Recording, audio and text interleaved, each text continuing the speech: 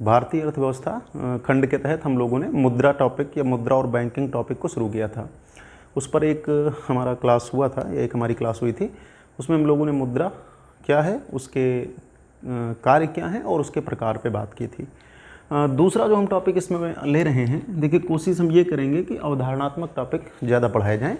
तथ्यात्मक टॉपिक आप पढ़ेंगे, उनको भी हम सब पढ़ेंगे, आप सब भी उस पर थोड़ी बहुत मेहनत करिए। तो आज का जो टॉपिक मैंने मुद्रा, या मैंने बताया था ना कि मुद्रा टॉपिक जब मैं आपको पढ़ाऊँगा तो इसमें मुद्रास्फीति, मौद्रिक नीति, मंदी, इन टॉपिकों को भी लेकर के चलना है साथ साथ में। तो एक शब्द आप जानते हैं, ये बड़ा चर्चा में रहता है, ये एक शब्द ना होकर के पूरा टॉपिक है, ये बहुत ही महत्वपूर्ण है। तो मुद्रास्फीति या इन्फ्लेशन टॉपिक आपने सुना होगा, इससे जुड़ी हुई बहुत सारी अवधारणाएं रहती हैं। मुद्रास्फीति क्या है, उसका अर्थव्यवस्था पर क्या प्रभाव पड़ता है, मुद्रास्फीति का विभिन्न वर्गों पर क्या प्रभाव पड़ता है, आखिर मुद्रास्फीति क्यों होती है। बहुत सारी अर्थव्यवस्थाएं मुद्रास्फीति के दुष्चक्र में फंस करके बर्बाद हो जाती हैं। तो इन सारे प्रश्नों को यहाँ पर हम लोग जानने का प्रयास करेंगे। साथ ही साथ मुद्रास्फीति में फिलिप्स वक्र को भी पढ़ेंगे। एक सस्टेनेबल इन्फ्लेशन या धारणीय मुद्रास्फीति का विचार भी अर्थशास्त्रियों के बीच में चर्चा में है, उसको भी पढ़ेंगे। तो ये बहुत ही बढ़िया टॉपिक है, अच्छा टॉपिक है, और ख़ास करके प्रारंभिक परीक्षा से लेकर के मुख्य परीक्षा जो आपका पीसीएस और यूपीएससी में पेपर 3 है, जीएस पेपर 3 है, वहाँ पर ये टॉपिक आपके काफ़ी काम आ सकता है। इसकी समझ आपको होनी ही चाहिए। तो मुद्रास्फीति यानी इन्फ्लेशन अंग्रेजी में जिसको आप कहते हैं, इसे हम लोगों को पढ़ना है। तो सबसे पहले हम लोग ये जानेंगे कि मुद्रास्फीति क्या है, फिर उसके बाद मुद्रास्फीति से जुड़े हुए जो तमाम सारे कॉन्सेप्ट्स हैं, अवधारणाएं हैं, उनको जानेंगे। मुद्रास्फीति कितने प्रकार की हो सकती है, और फिर इससे जुड़ी हुई जो भी टॉपिक होंगे उनको हम यहाँ पर देखेंगे। देखिए सबसे पहले मुद्रास्फीति है क्या, इसको समझते हैं। इन्फ्लेशन क्या है, अर्थव्यवस्था के लिए ये क्यों आवश्यक है और ये क्यों होता है। तो देखिए मुद्रास्फीति का सरल मतलब होता है कि जब किसी अर्थव्यवस्था में कीमत स्तर में वृद्धि हो जाए। जैसे इसके कुछ लक्षण होते हैं, जैसे किसी अर्थव्यवस्था में कीमत स्तर में वृद्धि हो रही हो, यानी कीमत स्तर का मतलब है कि जो दाम है वस्तुओं के वो लगातार बढ़ रहे हों। यानी कि अगर किसी अर्थव्यवस्था में कीमत स्तर में वृद्धि हो रही है, इसका मतलब यहाँ पर यह है कि जब कीमत स्तर में वृद्धि होगी तो एक चीज़ और होगी कि मुद्रा के मूल्य में कमी आएगी, मुद्रा के मूल्य में कमी आएगी, या हम ये कह सकते हैं कि इसमें मुद्रा की जो क्रय शक्ति होती है वो कम हो जाती है। यानी मुद्रास्फीति जब भी किसी अर्थव्यवस्था में दिखेगी तो उसके 2-3 लक्षण होंगे। कीमत स्तर में सतत रूप से वृद्धि होगी। अगर मुद्रास्फीति बढ़ रही है तो कीमतें अपने आप बढ़ेंगी। इसी को आप साधारण अर्थ में कहते हैं महंगाई। तो जैसे आप पढ़ते हैं कि महंगाई बढ़ रही है, तो महंगाई बढ़ रही है, या इसको कह लीजिए कीमत स्तर में वृद्धि हो रही है। तो जब भी किसी भी अर्थव्यवस्था में मुद्रास्फीति के लक्षण दिखेंगे तो ये सारी चीज़ें आपको दिखेंगी। यानी कीमत स्तर लगातार बढ़ेगा, मुद्रा के मूल्य में कमी आएगी, मुद्रा की वैल्यू में कमी आएगी, या हम ये कह सकते हैं कि मुद्रा की क्रय शक्ति क्या हो जाएगी, कम हो जाएगी। तो समझिए अब परिभाषात्मक रूप में इसको कैसे समझते हैं। जैसे एक चीज़ कही जाती है कि मुद्रास्फीति का सरल मतलब है कि जब किसी अर्थव्यवस्था में, इसको आप लिख लेना, यानी किसी भी अर्थव्यवस्था में, भारतीय अर्थव्यवस्था में, अमेरिकी अर्थव्यवस्था में, जापानी अर्थव्यवस्था में, तो जब किसी अर्थव्यवस्था में, इकोनॉमी में वस्तु एवं सेवाएं, या वस्तुओं और सेवाओं, आप कर लेना, जब किसी अर्थव्यवस्था में वस्तुओं एवं सेवाओं की तुलना में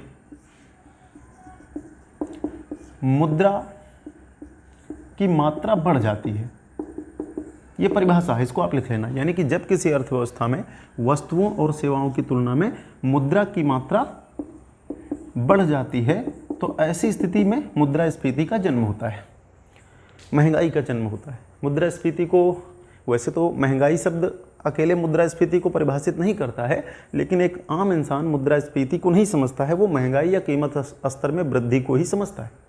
तो देखिए यहाँ पर क्या समझना है, मुद्रास्फीति की परिभाषा पहले आप क्लियर हो जाइए कि जब किसी अर्थव्यवस्था में वस्तुओं और सेवाओं की तुलना में मुद्रा की मात्रा लगातार बढ़ जाए और मुद्रा की मात्रा बढ़ने से कीमत स्तर में वृद्धि होगी, मुद्रा के मूल्य में कमी आएगी और मुद्रा की क्रय शक्ति कम हो जाएगी, तो इसी स्थिति को मुद्रास्फीति कहेंगे।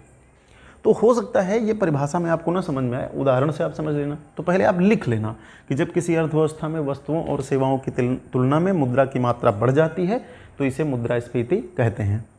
और मुद्रास्फीति के 2-3 विशेष चीज़ें हैं जिनको आप ध्यान रखना है। मुद्रास्फीति जब भी होगी तो क्या होगी, महंगाई बढ़ेगी, कीमत स्तर में वृद्धि होगी, मुद्रा के मूल्य में कमी आएगी और मुद्रा की क्रय शक्ति भी कम हो जाएगी। इसको हम उदाहरण से स्पष्ट करते हैं। तो मुद्रास्फीति में 3 चीज़ें आपने जानी कि कीमत स्तर में वृद्धि होती है, मूल्य, मुद्रा के मूल्य में कमी आती है और क्रय शक्ति में कमी आती है। इसको मैं आपको उदाहरण से बताता हूँ। तो देखिए, एक तरफ मैं मान लेता हूँ कि वस्तु एवं सेवा आप रख लीजिए उदाहरण से समझने के लिए। तो एक तरफ आप रखिए, एक कॉलम में वस्तु और सेवा, और एक तरफ रखिए मुद्रा। तो आपने क्या भी पढ़ा है परिभाषा में कि मुद्रास्फीति में मुद्रा का प्रसार हो जाता है। जैसे एक शब्द कभी कभी एग्जाम में आपको मिलेगा, मुद्रा प्रसार। तो प्रसार का मतलब क्या है, फैलाव, यानी मुद्रा की मात्रा ज़्यादा हो जाती है।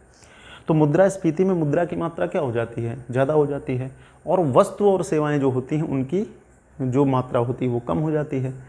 तो देखिए, जब कोई अर्थव्यवस्था, अब फिर यहाँ पर एक प्रश्न आपके दिमाग में ये भी बन सकता है कि मुद्रास्फीति क्यों होती है। तो उसके कई कारण होते हैं। एक तो होती है कि मांग बढ़ जाए तब मुद्रास्फीति होती है, और एक होती है कि लागत बढ़ जाए तो मुद्रास्फीति होती है। सरकारी स्तर पर यदि सरकार घाटे का बजट लगातार बनाएगी तो भी मुद्रास्फीति होगी। तो उस पर हम बाद में बात करेंगे। पहले इस चीज़ को आप समझेंगे कि कैसे कीमतें बढ़ती हैं और कैसे मुद्रास्फीति होती है, और कैसे मुद्रा के मूल्य में कमी आती है, और कैसे क्रय शक्ति कम होती है। जैसे मैं यहाँ पर माह ले लेता हूँ कि जैसे अप्रैल माह, मई और फिर जून, 3 महीने में आपको ले लेता हूँ। कोई वस्तु ले लीजिए, जैसे मान लेते हैं आप अनाज ले लीजिए, या आप आटा ले लीजिए, या चावल ले लीजिए। मैं चावल एक उदाहरण से मान लेते हैं कि एक बेसिक चीज़ है, खाद्य पदार्थों में आती है। तो जैसे मान लेते हैं कि अप्रैल महीने में 1 किलो चावल, यानी 1 केजी चावल 40 रुपये में था, या 40 रुपये का मिल जाता था। यानी कि अप्रैल महीने में 1 किलोग्राम चावल 40 रुपये में मिल जाता था। और मई महीने में वही 1 किलोग्राम चावल 50 रुपये में मिलने लगा। और जून महीने में, यानी यहाँ पर देखिए वस्तु की मात्रा क्या है, उतनी ही है, और जून महीने में कितने में मिलने लगा, 60 में। तो यहाँ पर अगर आप अप्रैल से जून की तुलना करेंगे तो अप्रैल में जो चावल 40 रुपये में मिल रहा था वही अब कितने में मिल रहा है, जून महीने में कितने में मिल रहा है, 60 में मिल रहा है। तो ऐसी स्थिति में अगर यहाँ पर देखेंगे तो आप देखिए हुआ क्या है कि अप्रैल महीने में 40 रुपये के बराबर 1 किलोग्राम चावल मिल जाता था, यानी 40 रुपये से आप 1 किलोग्राम चावल खरीद सकते थे। लेकिन जून में यही आंकड़ा कितने पर आ गया, 60 रुपये में 1 किलोग्राम। अब यहाँ पर बताइए आप सब, क्या मुद्रा की वैल्यू कम हुई कि नहीं हुई, कम हुई। क्यों कम हुई, क्योंकि अगर 60 रुपये में आप अप्रैल महीने में, यहाँ पर ध्यान दीजिए, यदि आप अप्रैल महीने में 60 रुपये का चावल खरीदते तो आपको कितना चावल मिलता, 1.5 किलो। लेकिन जून महीने में 60 रुपये खर्च करने के बाद आपको कितना चावल मिल रहा है, 1 किलो मिल रहा है। तो यहाँ पे इन्फ्लेशन है या नहीं है, है। जैसे आप कह सकते हैं कि अप्रैल की तुलना में मई में केवल चावल के मूल्य पर ही अगर हम तुलना करें तो हम कह सकते हैं कि 25% महंगाई बढ़ गई है, यानी कि 25% चावल के दाम बढ़ गए हैं। अगर हम चलेंगे जून में तो कितने हो जाएंगे, 50% हो जाएंगे। तो देखिए कीमतें बढ़ रही हैं या नहीं बढ़ रही हैं। आप इसको भी देख सकते हैं कि 10 रुपये फिर 10 रुपये, यानी कि अगर केवल रुपए में देखना चाहें तो अप्रैल की तुलना में जून में 20 रुपये चावल के मूल्य में वृद्धि हुई है। अगर परसेंटेज में देखेंगे तो 50% मूल्य बढ़ गए हैं। और अगर आप मुद्रा की वैल्यू को देखेंगे तो जितने में आप अप्रैल महीने में 1 किलोग्राम चावल खरीद सकते थे, क्या आप अप्रैल में उतने में 1 किलोग्राम चावल खरीद सकते हैं, बिल्कुल नहीं खरीद सकते हैं। तो मुद्रा की वैल्यू कैसे कम होती है और उसकी क्रय शक्ति कैसे कम होती है, यानी कि यहाँ पे 40 रुपये में आपको 1 किलोग्राम चावल मिल रहा है और यहाँ पे 60 रुपये में मिल रहा है। तो ऐसी स्थिति में क्रय शक्ति कम हुई या नहीं हुई, बिल्कुल हुई, क्योंकि 60 रुपये में यदि आप अप्रैल महीने में खरीदते तो आपको कितना चावल मिलता, 1.5 किलोग्राम मिलता। लेकिन मुद्रास्फीति के कारण जून महीने में आप 60 रुपये में कितना चावल खरीद पा रहे हैं? 1 किलोग्राम खरीद पा रहे हैं। तो कहने का मतलब है कि 3 चीज़ें आप यहाँ पर समझिए कि कीमत बढ़ रही है, इस उदाहरण से पुष्ट हो रहा है, कीमतें लगातार बढ़ रही हैं। मुद्रा की क्रय शक्ति क्या हो रही है? घट रही है। मुद्रा की क्रय शक्ति क्या हो रही है? घट रही है। जो 40 रुपये की वैल्यू अप्रैल महीने में थी वो घट गई है। जितना कीमतें बढ़ेंगी मुद्रा की वैल्यू उतनी घटती जाएगी, क्योंकि वस्तु की तुलना में मुद्रा की मात्रा बढ़ रही है और मुद्रा के मूल्य में भी कमी आ रही है, उसकी वैल्यू कम हो रही है। 40 रुपये जो अप्रैल महीने में 1 किलोग्राम चावल के बराबर वैल्यू रखता था, अब 50% ज़्यादा मुद्रा खर्च करके आपको 1 किलोग्राम चावल मिल रहा है। तो जब भी आपसे एग्जाम में क्वेश्चन पूछे कि मुद्रास्फीति में क्या होता है, पहली चीज़ क्या होती है? कीमतें बढ़ती हैं, महंगाई बढ़ती है। मुद्रा का मूल्य क्या होता है? कम होता है, ध्यान रखना। और क्रय शक्ति, मुद्रा की जो क्रय शक्ति वो क्या होती है? कम होती है। तो 3 चीज़ें यदि हो रही हों किसी अर्थव्यवस्था में और ये सतत रूप से पूरी अर्थव्यवस्था में हो रही हों या अर्थव्यवस्था के किसी भाग में भी हो रही हों, तो हम कह सकते हैं कि वहाँ पर मुद्रास्फीति या मुद्रा प्रसार या इन्फ्लेशन के लक्षण मौजूद हैं। इसके बाद मुद्रास्फीति को समझ लिया है, तो इससे और जुड़ी हुई जितनी भी चीज़ें उनको मैं आपको यहीं पे बताता हुआ चलता हूँ। एक शब्द एग्जाम में आपको मिलेगा, अंग्रेजी में इसके लिए शब्द है डिफ्लेशन। देखो, मुद्रास्फीति के लिए अंग्रेजी में शब्द क्या है? इन्फ्लेशन। और मुद्रा अवस्फीति एक शब्द आपको मिलेगा, या इसको मुद्रा संकुचन भी कहते हैं। वहाँ पे आपने क्या पढ़ा था? मुद्रा प्रसार। यहाँ पे क्या है? मुद्रा का संकुचन। तो इसको क्या कहते हैं? डिफ्लेशन। इसको डिफ्लेशन के नाम से जानते हैं, या इसको मुद्रा संकुचन या मुद्रा अवस्फीति के नाम से जानते हैं। सरल भाषा में आप जान लीजिए कि ये शब्द आपको कभी भी एग्जाम में अगर मिले कि मुद्रा अवस्फीति, मुद्रा संकुचन या डिफ्लेशन क्या है, तो आप इतना समझ लेना कि ये मुद्रास्फीति के यानी कि इन्फ्लेशन के ठीक विपरीत अवस्था है। ठीक विपरीत अवस्था है, यानी मुद्रा प्रसार जो होता है, मुद्रा का जो फैलाव होता है वस्तुओं और सेवाओं की तुलना में, उसके ठीक विपरीत स्थिति क्या है? मुद्रा संकुचन या मुद्रा अवस्फीति भी इसी को कहते हैं। अंग्रेजी में इसके लिए शब्द प्रयोग किया जाता है डिफ्लेशन, और मुद्रास्फीति के लिए क्या प्रयोग किया जाता है? इन्फ्लेशन। तो ये मुद्रास्फीति की ठीक विपरीत अवस्था है। तो इसमें क्या होगा? इसमें होगा कि किसी अर्थव्यवस्था में वस्तु एवं सेवाओं का उत्पादन बढ़ेगा, वस्तु और सेवाओं का उत्पादन बढ़ेगा, और उसकी तुलना में मुद्रा का क्या हो जाएगा? संकुचन, यानी मुद्रा की मात्रा में कमी आएगी, यानी कि लोगों की मौद्रिक आय कम होगी, मुद्रा की मात्रा में कमी आएगी। तो जब आप मुद्रास्फीति पढ़ चुके हैं तो इसको आप आसानी से समझ लेंगे। ये उसका ठीक उल्टा होता है, यानी मुद्रा प्रसार का ठीक उल्टा क्या होता है? मुद्रा संकुचन यानी इन्फ्लेशन, और उसका ठीक विपरीत क्या होता है? डिफ्लेशन। तो डिफ्लेशन मुद्रास्फीति की ठीक उल्टी विपरीत अवस्था है। इसमें वस्तुओं और सेवाओं का उत्पादन बढ़ जाता है या मात्रा बढ़ जाती है किसी अर्थव्यवस्था में, और उसकी तुलना में मुद्रा की मात्रा में कमी आ जाती है। तो इसमें क्या होगा? उसका उल्टा होगा। क्या क्या होगा? कीमतें क्या होंगी? घटेंगी। देखिए, कीमत का सीधा सिद्धांत है। कीमतें कैसे निर्धारित होती हैं? कभी भी एग्जाम में आपसे पूछे इकोनॉमिक्स की भाषा में, तो कीमत का निर्धारण कौन करता है? मांग और पूर्ति का कटान बिंदु। मांग और पूर्ति का कटान बिंदु। अपवाद आप गिफिन गुड्स को बता सकते हैं, मैं आपको बता दूंगा। गिफिन गुड्स एक एग्जाम में होती है, यहीं पर आप लिख लेना उसको। देखिए, किसी भी आपसे पूछे अर्थव्यवस्था में कीमतों का निर्धारण कैसे होता है, तो कीमतों का निर्धारण होता है मांग और पूर्ति के कटान बिंदु से।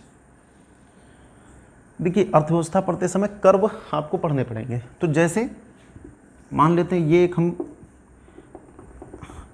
बनाते हैं कर्व। अब इसमें एक तरफ है मांग और एक तरफ है पूर्ति। तो ये दोनों जहां पर एक दूसरे को काटेंगे, जैसे मान लेते हैं कि मांग इस बिंदु पर है और पूर्ति इस बिंदु पर है।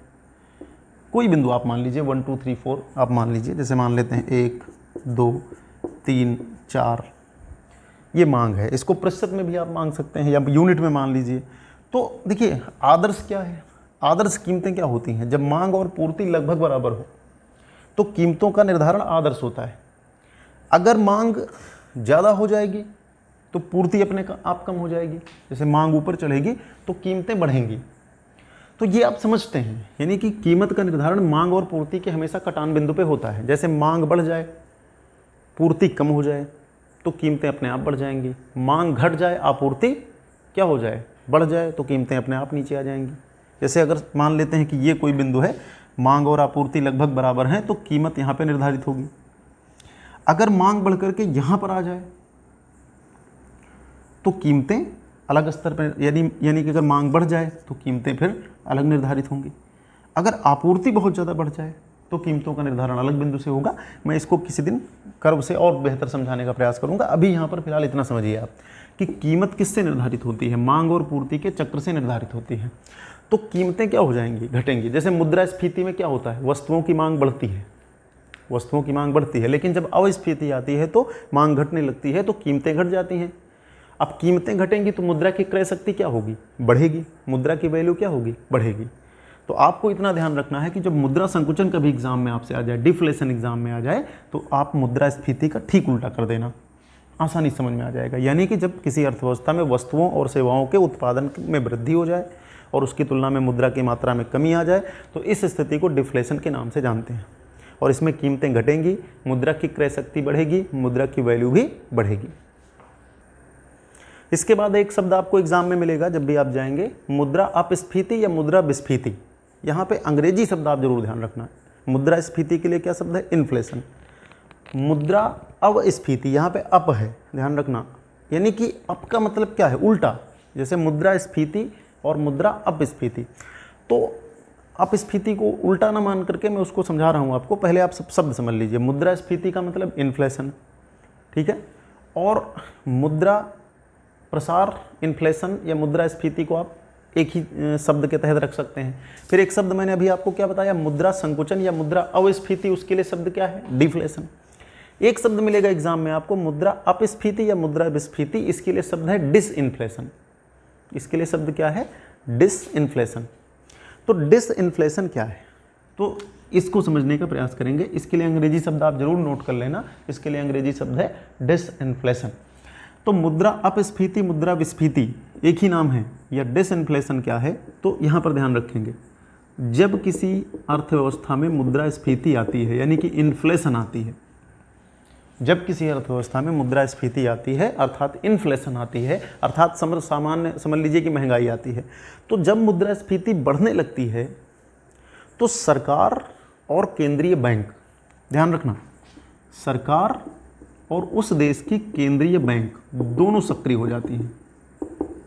देखिए, चाहे मंदी आए और चाहे मुद्रास्फीति आए, ऐसी स्थिति में सरकार और बैंक, केंद्रीय बैंक की भूमिका महत्वपूर्ण होती है। ये चीज़ मैंने आपको जब मिश्रित अर्थव्यवस्था पढ़ाई थी, समाजवादी, पूंजीवादी और मिश्रित अर्थव्यवस्था, तो वहाँ पे मैंने बताया था कि जब 1930 की मंदी आई थी तो उसके बाद कीन्स ने यह कहा था कि मंदी से निपटने के लिए सरकार का हस्तक्षेप जरूरी है।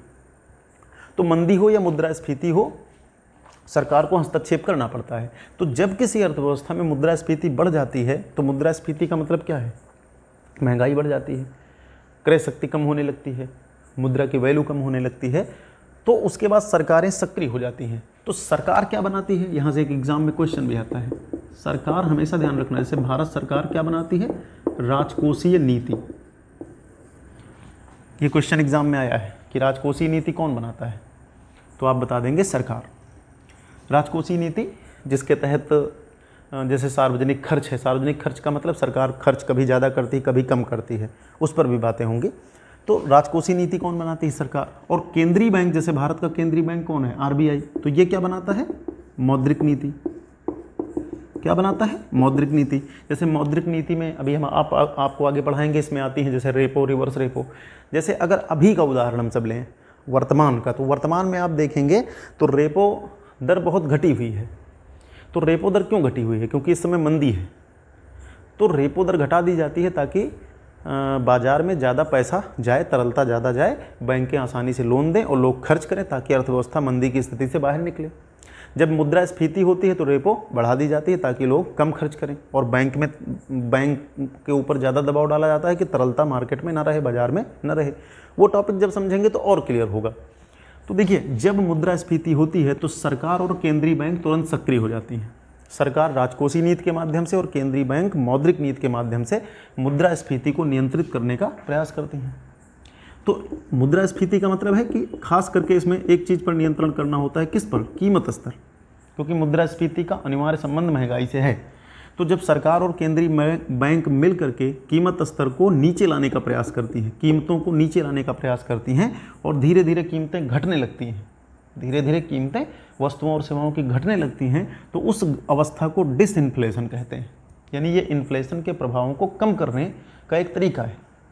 तो डिसइन्फ्लेशन क्या होता है कि जब किसी अर्थव्यवस्था में महंगाई बढ़ जाती है, मुद्रास्फीति आ जाती है, तो उसके बाद सरकार, केंद्रीय बैंक मिल करके राजकोषीय नीति, मौद्रिक नीति के माध्यम से महंगाई को कंट्रोल करने का प्रयास करते हैं। ऐसी पॉलिसीज़ बनाते हैं जैसे ब्याज महंगा कर देंगे, रेपो दर बढ़ा देंगे, बैंकों की तरलता को कम करेंगे, इस तरह के कार्य करते हैं ताकि तरलता कम हो जाए, मुद्रा की मात्रा थोड़ी, देखिए मुद्रास्फीति में क्या होगा, मुद्रा की मात्रा को कम किया जाएगा, तो मुद्रा की मात्रा को कम करने के सारे उपाय किए जाएंगे। इससे क्या होगा, धीरे धीरे कीमत स्तर नीचे आने लगेगा। तो जब मुद्रास्फीति के बाद सरकार के, केंद्रीय बैंक के प्रयासों से कीमतें घटने लगती हैं, तो इस अवस्था को क्या कहते हैं, डिसइन्फ्लेशन कहते हैं, ध्यान रखना। इसके बाद एक शब्द और है, मुद्रा संस्फीति, अंग्रेजी में इसके लिए शब्द है रिफ्लेशन। देखिए इन्फ्लेशन, फिर डिफ्लेशन, डिसफ्लेशन और उसके बाद फिर रिफ्लेशन। देखिए ये पूरा चक्र है, इसको आप समझेंगे। जैसे किसी अर्थव्यवस्था में, मैं इसको और थोड़ा बृहद करता हूँ, जैसे किसी अर्थव्यवस्था में एक स्थिति होती है मुद्रास्फीति की, चरम स्थिति, और एक स्थिति होती है मंदी की। मंदी को अंग्रेजी में रिसेशन कहते हैं, ध्यान रखना। पहले इसको आप समझेंगे। तो होता क्या है कि एक होती है मुद्रास्फीति और एक होती है मंदी, यानी कि इन्फ्लेशन, और एक होता है रिसेशन। तो रिसेशन में क्या होता है, अर्थशास्त्री, अगर हम अर्थशास्त्रियों की बात करें तो अर्थशास्त्री रिसेशन को ज़्यादा बुरा मानते हैं, मंदी को ज़्यादा बुरा मानते हैं। जैसे जेएम कीन्स कहते थे कि मुद्रास्फीति बुरी है, मुद्रास्फीति बुरी है लेकिन मंदी अनुपयुक्त है। अनुपयुक्त मतलब कि उसको नहीं होना चाहिए, वो बेकार की चीज़ है। तो देखिए मुद्रास्फीति या मुद्रा प्रसार होता है और एक मुद्रा संकुचन होता है। मुद्रा संकुचन यदि बहुत आगे बढ़ जाए तो स्लो डाउन की अवस्था आती है, यानी पहले क्या होता है कि मुद्रा का संकुचन होता है, उसके बाद फिर स्लो डाउन होता है, तब जाकर के मंदी आती है। मंदी का तो सरल मतलब ये होता है कि परिभाषा के रूप में जब वृद्धि दर ऋणात्मक होने लगती है, जब वृद्धि दर ऋणात्मक होने लगती है, लगातार 2 तिमाही में वृद्धि दर अगर ऋणात्मक हो जाए तो ऐसी अवस्था को हम लोग मंदी की अवस्था कहते हैं। तो देखिए एक होती है मंदी। मंदी में क्या होता है, मंदी में कीमतें घट जाती हैं और मांग बहुत ही कम हो जाती है, आपूर्ति यानी कि सप्लाई बहुत ज़्यादा हो जाती है। ध्यान रखना, इन चीज़ों को समझ लेना, ये समझने वाले टॉपिक हैं। यानी कि मंदी जब आती है, मंदी बहुत ही खतरनाक अवस्था है। मंदी में विकास दर, या कह लीजिए कि जो विकास दर होती है वो ऋणात्मक हो जाती है। जैसे मान लेते हैं कि मुद्रास्फीति में क्या होता है कि कोई सामान 100 का मिल रहा था, वो 110 का मिलने लगा, तो हमने कहा कि 10% की इन्फ्लेशन है अर्थव्यवस्था में। जैसे यदि अर्थव्यवस्था में 5, 6, 7% की इन्फ्लेशन मौजूद है तो ठीक है, उसको बर्दाश्त किया जा सकता है विकासशील अर्थव्यवस्थाओं में। लेकिन मंदी में क्या होता है कि जो 100 का सामान है वो 80 का हो जाता है। तो ऐसी स्थिति में क्या होता है कि ऋणात्मक, यानी कि आपकी लागतें भी नहीं निकलेंगी और उत्पादन बंद हो जाएगा, मांग कम हो जाएगी, कीमतें घटने लगेंगी, आपूर्ति बहुत ज़्यादा हो जाएगी, और जब उत्पादन गिर जाएगा, ध्यान रखना, देखिए अर्थव्यवस्था एक चक्र पे चलती है। जैसे मैं आपको समझाने का प्रयास करता हूँ तब मैं इस शब्द पर आता हूँ। जैसे अगर मांग कम हो जाए, तो देखिए अगर मांग कम हो जाए तो क्या होगा, उत्पादन कम हो जाएगा। किसी चीज़ की मांग कम होगी तो जाहिर सी बात है उत्पादन अपने आप कम हो जाएगा, और जब उत्पादन कम हो जाएगा तो सीधा असर इसका किस पर पड़ेगा, रोजगार पर पड़ेगा। इसका सीधा असर किस पर पड़ेगा, रोजगार पर पड़ेगा। रोजगार कम हो जाएंगे। काफ़ी लोगों को, जैसे मंदी में एक शब्द आपको एग्जाम में मिलेगा, इसको नोट कर लेना, एक शब्द आपको मिलेगा लेआउट।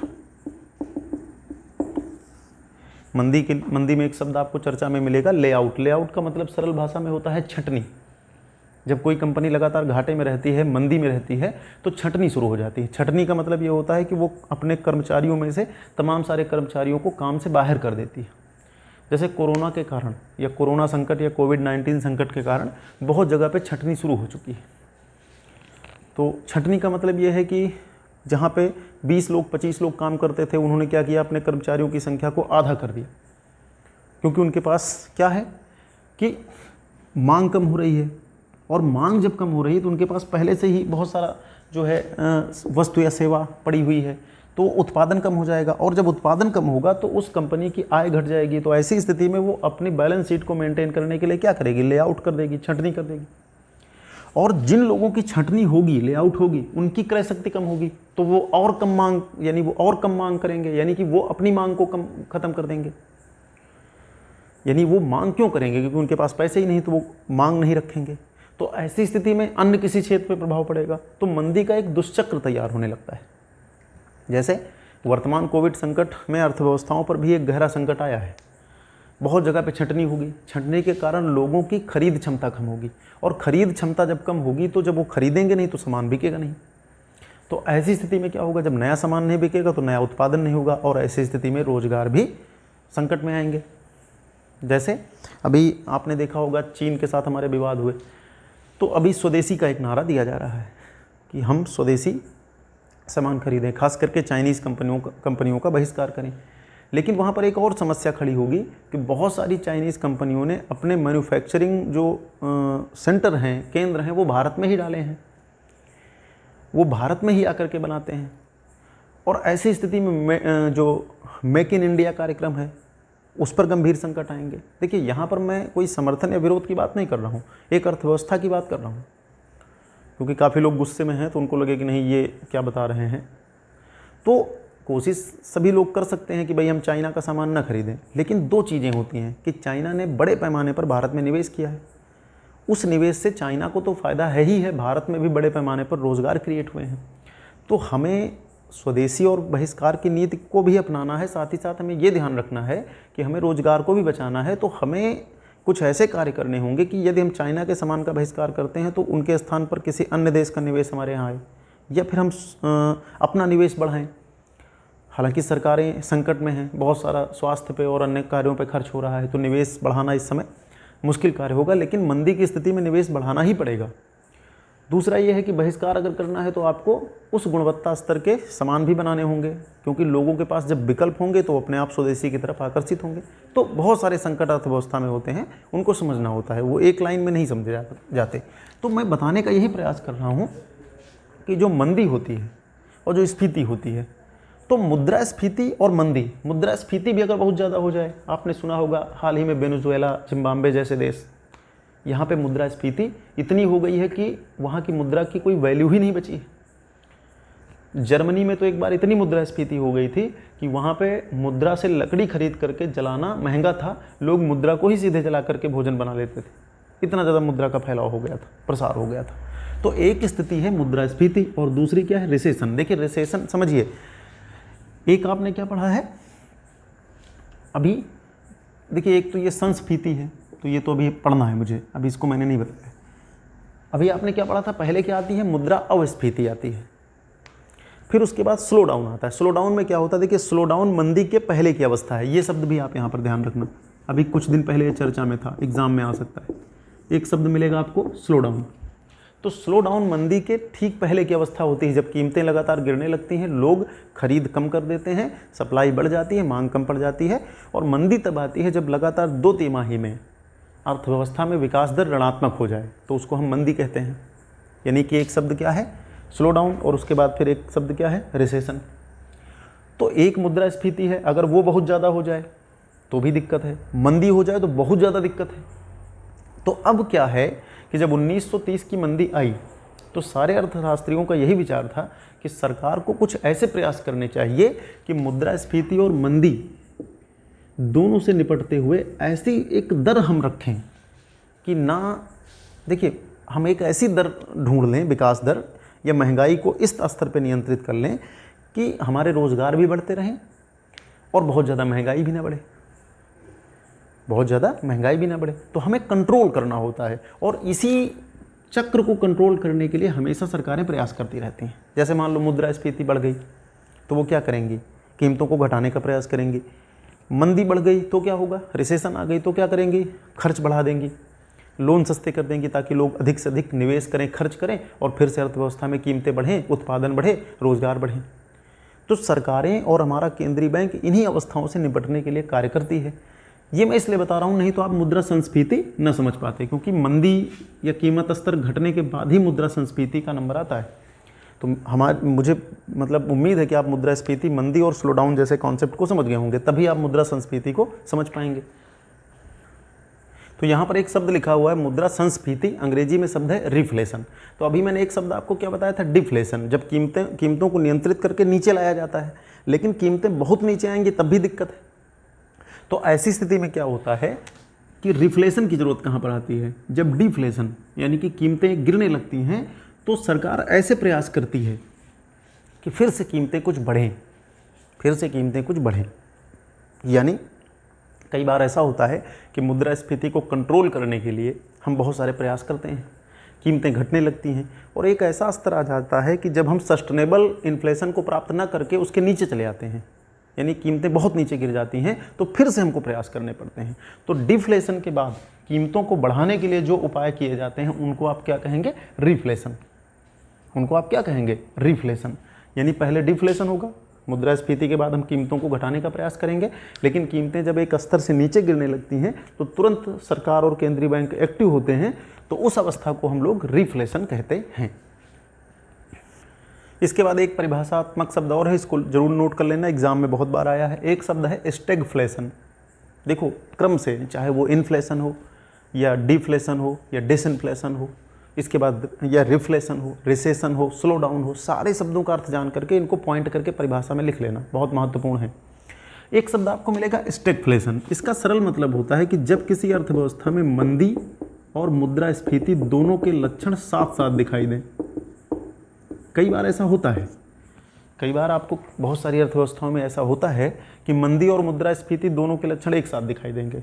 कुछ क्षेत्रों में मंदी होगी और कुछ क्षेत्रों में मुद्रास्फीति होगी। जैसे अभी कुछ दिन पहले भारत में आपने देखा होगा तो ऑटोमोबाइल सेक्टर में मंदी थी बड़े पैमाने पर, लेकिन जो उपभोक्ता वस्तुएं थी, सब्जियां, फल आदि, इनमें बहुत ज़्यादा स्फीति थी।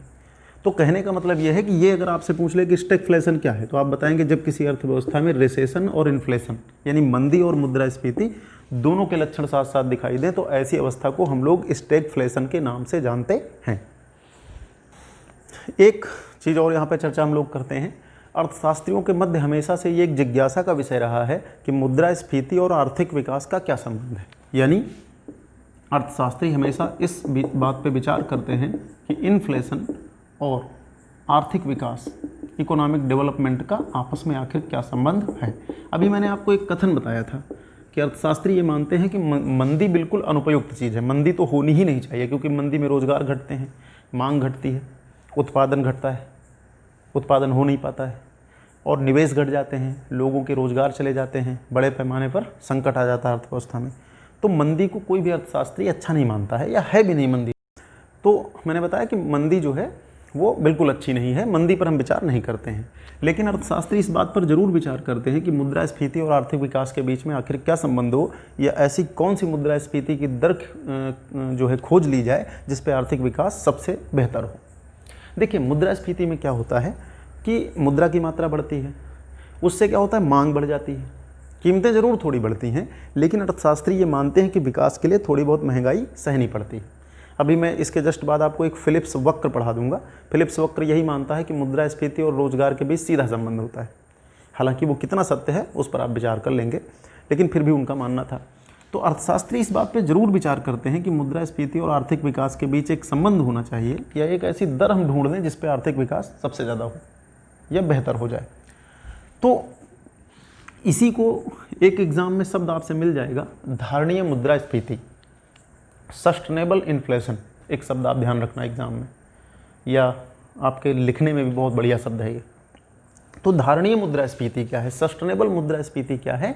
सस्टेनेबल मुद्रास्फीति यही बताती है कि मुद्रास्फीति की वह दर जो किसी देश में आर्थिक विकास को उच्च कर दे, या आर्थिक विकास के सबसे अच्छे स्तर को प्राप्त करने में सहायक हो, या कह सकते हैं कि वह पॉइंट जहाँ पे आर्थिक विकास सर्वोत्तम हो जाए। जैसे अगर कर्व से अगर हम समझें तो अगर इधर आप कर लीजिए मुद्रास्फीति और इधर कर लीजिए आर्थिक विकास की दर, तो हर देश चाहता है कि उसके आर्थिक विकास की दर बहुत ज़्यादा हो, उसका आर्थिक विकास सर्वोत्तम हो, सर्वोच्च हो। तो अर्थशास्त्री वह कटान बिंदु ढूंढने का प्रयास करते हैं जहां पे विकास दर उच्चतम हो जाए और मुद्रास्फीति भी कंट्रोल में रहे। तो इन दोनों के बीच का जो संबंध होता है, जिस बिंदु पर ये जाकर के बेहतर संबंध बने, यानी कि आर्थिक विकास भी अच्छा हो और मुद्रास्फीति भी बहनीय हो। बहनीय का मतलब कि लोग खरीद सकें। कई बार ऐसा होता है कि मुद्रास्फीति बहुत ज़्यादा हो जाती है, लोग भूखों मरने लगते हैं, मुद्रा होने के बाद भी वस्तुएं और सेवाएं नहीं होती हैं, वो खरीद नहीं पाते हैं और मुद्रा की वैल्यू इतनी नीचे आ जाती है कि मुद्रा को कोई महत्व ही नहीं रह जाता है। तो अर्थशास्त्री इन्हीं दोनों चीज़ों के बीच विचार करते हैं। तो ये माना जाता है कि मुद्रास्फीति की दर आर्थिक विकास को जिस पॉइंट पे सबसे ऊपर करे, सर्वोत्तम कर दे, उसे क्या कहेंगे? धारणीय मुद्रास्फीति। और ऐसा माना जाता है कि जो विकासशील देश हैं, विकासशील जो देश हैं, वहाँ पर 5 से 6% की मुद्रास्फीति धारणीय है। यानी कि अगर कोई विकासशील देश है और वहाँ 5 से 6% के बीच मुद्रास्फीति चल रही है तो ये होनी चाहिए। अगर इससे नीचे चली जाएगी तो कीमतें घटेंगी, उत्पादन घटेगा। देखिए मुद्रास्फीति में क्या होता है कि उत्पादक थोड़ा प्रोत्साहित होता है, उसको लाभ मिलता है, वो ज़्यादा उत्पादन करता है। तो विकासशील देशों के लिए अर्थशास्त्री मानते हैं कि लगभग 5 से 6% और विकसित देशों के लिए मानते हैं कि लगभग 2% के आसपास की मुद्रास्फीति अच्छी होती है। यानी अगर विकसित देशों में 2% की मुद्रास्फीति है तो उसको हम धारणीय कहेंगे। अगर विकासशील देशों में 5 से 6% की मुद्रास्फीति है तो उसे हम धारणीय कहेंगे। धारणीय का मतलब है कि मुद्रास्फीति विकास के लिए आवश्यक होती है और थोड़ी बहुत मुद्रास्फीति होना आवश्यक है। कीमतें बढ़ेंगी, कीमतें बढ़ने से उत्पादन बढ़ने के चांस रहते हैं, साथ ही साथ मांग भी थोड़ी सी बढ़ी हुई रहती है। तो मुद्रास्फीति आर्थिक विकास के बीच इसी संबंध को धारणीय मुद्रास्फीति के नाम से जानते हैं। इसके बाद एक जो अगला लिखा हुआ है, ये एग्जाम के लिए बहुत महत्वपूर्ण है, आप इसको जरूर याद करके जाना। फिलिप्स कर्व या फिलिप्स वक्र। फिलिप्स कर्व या फिलिप्स वक्र क्या है, इसको आपको समझना है, बहुत महत्वपूर्ण है। न्यूजीलैंड के एक अर्थशास्त्री थे फिलिप्स, उन्होंने ये सिद्धांत दिया था, उन्हीं के नाम पर इसको फिलिप्स कर्व कहा जाता है या फिलिप्स वक्र कहा जाता है। ब्रिटेन के आंकड़ों को या ब्रिटेन की अर्थव्यवस्था के आंकड़ों के आधार पर इन्होंने अपना निष्कर्ष दिया था। सबसे पहले जब कभी कर्व पूछा जाएगा तो एग्जाम में एक तो सीधा क्वेश्चन पूछ लेता है कि ये किसके बीच संबंध बताता है। तो देखिए जो फिलिप्स वक्र है, फिलिप्स जो कर्व है, वो 2-3 चीज़ों के बीच या 2 चीज़ों के बीच संबंध बताता है। तीसरी चीज़ उसमें हिडन है या उसमें छुपी हुई है, उसको भी आप जान लेना। ये 2 चीज़ों के बीच संबंध बताता है, एक इन्फ्लेशन यानी मुद्रास्फीति और दूसरी बेरोजगारी। और कभी मान लो पीसीएस या आईएएस के जो एग्ज़ाम होते हैं वहाँ पे कई बार छुपी हुई चीज़ें भी पूछता है। तो तीसरी चीज़ अगर कभी इसमें पूछे तो मौद्रिक मजदूरी। मौद्रिक मजदूरी का मतलब जो मुद्रा के रूप में मजदूरी पे की जाती है, पेमेंट की जाती है, मौद्रिक मजदूरी तीसरी छुपी हुई चीज़ है। तो ये 2 चीज़ों के बीच में संबंध बताता है, मुद्रास्फीति और बेरोजगारी। पहले इसको थ्योरेटिकल समझ लेते हैं, फिर कर्व से समझ लेते हैं। तो फिलिप्स का मानना था कि यदि किसी अर्थव्यवस्था में रोजगार बढ़ाने हैं तो इसके लिए मौद्रिक मजदूरी बढ़ानी होगी। मौद्रिक मजदूरी मतलब कि मजदूरी बढ़ानी पड़ेगी। रोजगार बढ़ाने के लिए मौद्रिक मजदूरी बढ़ानी पड़ेगी, इससे लोग काम के प्रति आकर्षित होंगे। लेकिन जब मौद्रिक मजदूरी आप बढ़ाएंगे तो इससे क्या होगा? अर्थव्यवस्था में तरलता बढ़ जाएगी, या तरलता को आप ना समझ पा रहे हो तो आप समझ लीजिए मुद्रा की मात्रा बढ़ जाएगी। और जब मुद्रा की मात्रा बढ़ जाएगी तो इन्फ्लेशन होगी। ध्यान से समझना, फिलिप्स का क्या कहना है कि यदि किसी अर्थव्यवस्था में बेरोजगारी है तो इससे निपटना है, या बेरोजगारी को समाप्त करना है तो हमें मजदूरी बढ़ानी पड़ेगी। और मजदूरी जब हम बढ़ाएंगे तो तरलता बढ़ जाएगी, लिक्विडिटी बढ़ जाएगी अर्थव्यवस्था में, यानी मुद्रा की मात्रा बढ़ जाएगी और इससे इन्फ्लेशन भी बढ़ जाएगी। यानी फिलिप्स का ये मानना है कि यदि किसी अर्थव्यवस्था में बेरोजगारी को दूर करना है, बेरोजगारी को समाप्त करना है, तो मुद्रास्फीति को सहना ही पड़ेगा, या बेरोजगारी को समाप्त करने के लिए महंगाई को झेलना पड़ेगा। यानी इनका कहना था कि यदि कोई देश अपने देश में बेरोजगारी को समाप्त करना चाहता है तो उसे ऊंची मुद्रास्फीति या उसे जो है थोड़ी सी उच्च मुद्रास्फीति या इन्फ्लेशन बर्दाश्त करनी होगी। और यदि वो चाहता है कि उसके यहाँ कोई मुद्रास्फीति ना हो तो ऐसी स्थिति में उसके यहाँ क्या हो जाएगा, बेरोजगार लोगों की संख्या बढ़ जाएगी। यानी ये मुद्रास्फीति और बेरोजगारी के बीच के संबंध को बताता है। और इसमें मौद्रिक मजदूरी एक छुपा हुआ तथ्य है, उसको मैंने व्याख्या कर दी है, जरूर ध्यान रखना। हालांकि एग्जाम में हो सकता है यही आपको मिल जाए। यानी कि ये बताते हैं कि मुद्रास्फीति और बेरोजगारी में उल्टा संबंध होता है, जिसको हिंदी में एक शब्द आपके लिए मिलेगा, व्युत्क्रमानुपाती। ये शब्द हिंदी में कई बार मिल जाएगा, अंग्रेजी शब्द इसके लिए क्या है आप देख लेना, व्युत्क्रमानुपाती। यानी मुद्रास्फीति बढ़ेगी तो बेरोजगारी घटेगी। ध्यान रखना, मुद्रास्फीति बढ़ेगी तो बेरोजगारी घटेगी, और जब मुद्रास्फीति घटेगी तो बेरोजगारी बढ़ेगी।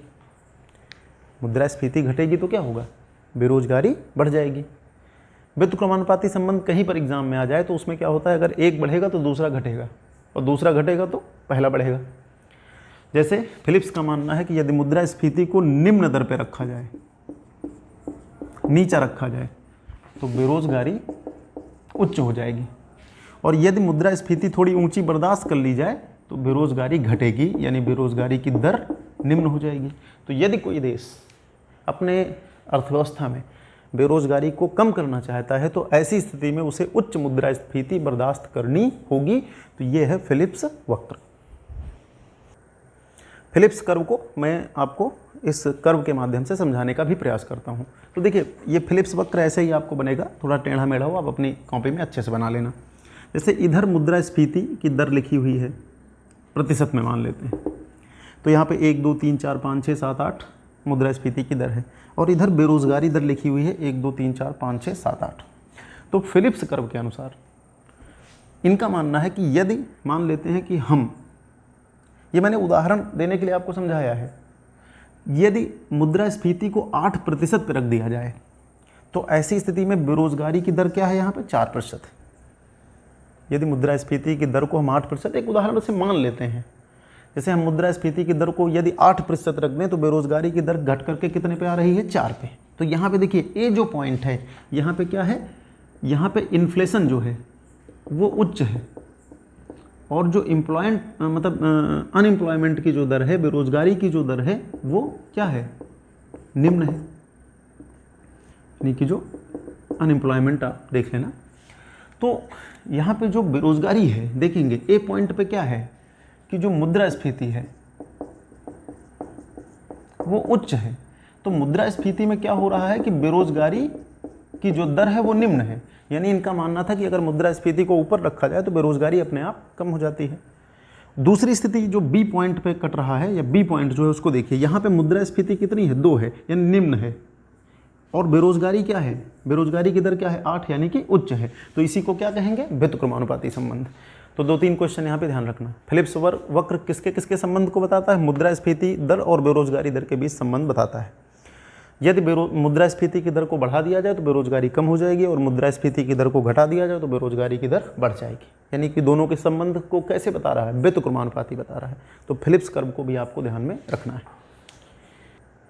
तो ये टॉपिक मैं यहीं पे रोक रहा हूँ क्योंकि बहुत लंबा हो जाएगा और काफ़ी ध्यान से समझने वाले टॉपिक हैं ये सब। अभी मुद्रास्फीति का टॉपिक खत्म नहीं हुआ, इसको मैं 2 पार्ट में बांट रहा हूँ। पहले में हम लोग मुद्रास्फीति, फिलिप्स वक्र और मुद्रास्फीति से संबंधित कॉन्सेप्ट को जान गए हैं। दूसरा वीडियो में छोटा थोड़ा प्रयास कर रहा हूँ ताकि आप आसानी से समझें। दूसरे वीडियो में हम लोग मुद्रास्फीति के प्रकार, मुद्रास्फीति में किस पर क्या प्रभाव पड़ता है, मुद्रास्फीति के कारण क्या होते हैं, और उपभोक्ता मूल्य सूचकांक, थोक मूल्य सूचकांक आदि पे चर्चा करेंगे। तो इस वीडियो को मैं यहीं पे समाप्त कर रहा हूँ।